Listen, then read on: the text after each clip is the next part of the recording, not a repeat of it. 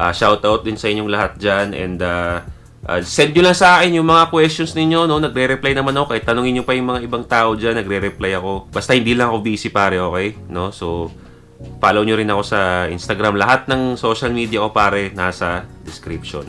Okay? Okay pare, number 1 tip. No? Para hindi kayo maubusan ng topic at para magustuhan pa kayong kausap. No?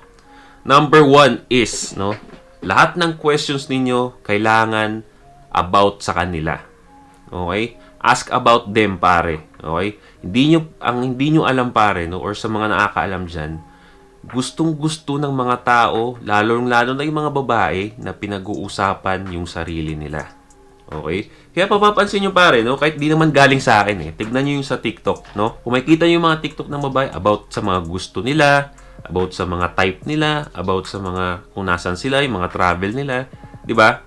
Kasi low-key pare, no, gustong-gusto nila na pinapakita nila yung mga gusto nila sa buhay, you know, gustong-gusto nila yung mga gustong-gusto nila pinag-uusapan yung sarili nila.